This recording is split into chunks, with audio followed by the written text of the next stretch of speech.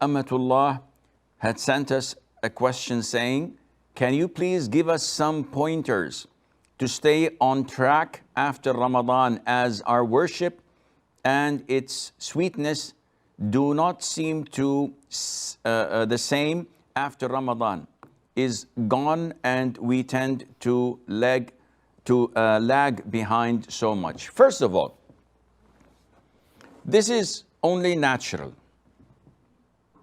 that a Muslim has a peak and has a rock bottom. The Prophet said in an authentic hadith, sallallahu alayhi wa alihi wasallam, that every action has a peak, and every peak has a downfall, moments of fatigue or lack of interest. The Prophet said, alayhi wasallam, commented afterwards, whoever his fatra, his period of being tired or lacking of interest, is towards my sunnah, he's guided. And whoever goes other than my sunnah is gone astray and he's doomed. What does this mean? Everything we do, there has to be a peak and a bottom. Whether it is in religion or even in worldly matters, even in sin. Someone picks playing the guitar. He plays a couple of tunes, he tunes his strings, he starts to play and learn some chords. He likes it. He spends 10 hours every day just banging, playing. And after few months, he is bored, he gives up, usually. Someone else picks photography. He buys cameras, he buys lenses, he buys cases, he does this, he does that, he downloads software, he buys them to do the editing and Photoshop, etc. And after a few months, usually he gives up.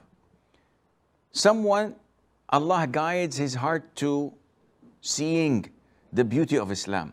So he starts to pray night prayer for 2 hours, reciting the Quran. He's driven to be committed to his religion. Then shaitan comes and he starts to whispers, and a person by nature gets bored. If this individual who had a peak, went down to the sunnah, meaning instead of praying 3 hours or 4 hours night prayer, he only prays witr once or 1 rak'ah. Yet he observes the 5 daily prayers in the masjids, the whole 9 yards. He doesn't fast Mondays and Thursdays and the white days, etc. But he never plays with the fard, which is fasting Ramadan. Then the Prophet says he's guided, because this downfall would inevitably later on, inshallah, pick up momentum and reach the peak again. But those who totally give up, so instead of praying 3-4 hours night prayer, he doesn't even wake up for Fajr. This person is doomed. So what you, Amatullah, are feeling, we all share this. We all have this in us. Why? Because Ramadan is a blessed month.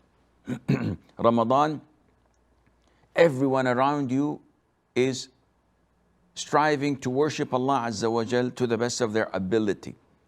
Everybody's fasting.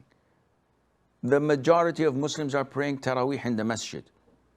The vast majority of Muslims are opening the Quran and reciting between adhan and iqamah.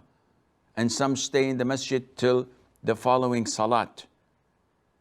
People are so generous, they give and in charity, they feed the poor, they help the needy, etc. So they work a lot because the whole society, the whole community is doing so.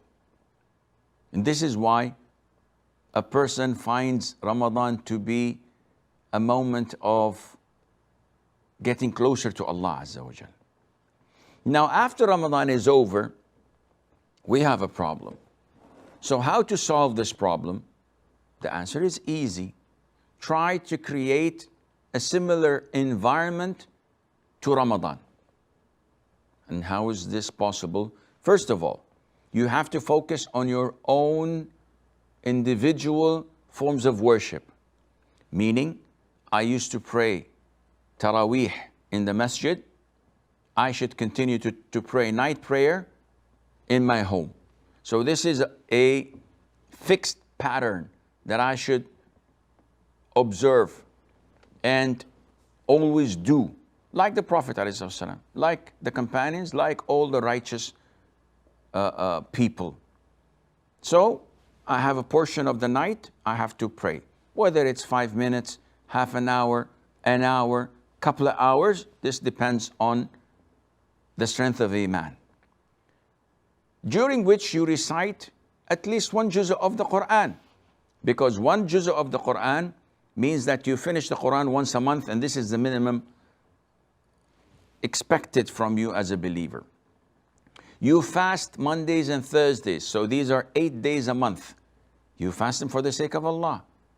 And you will notice that you have reduced the amount of sins you do because of your fasting and of your night prayer. You observe reciting the Quran, memorizing it, revising it, occupying yourself with it.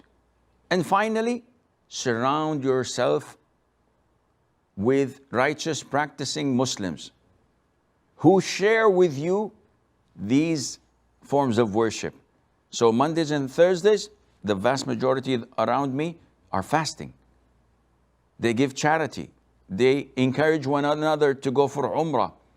They revise the Quran together. So there are a couple or three people that daily revise Quran to one another.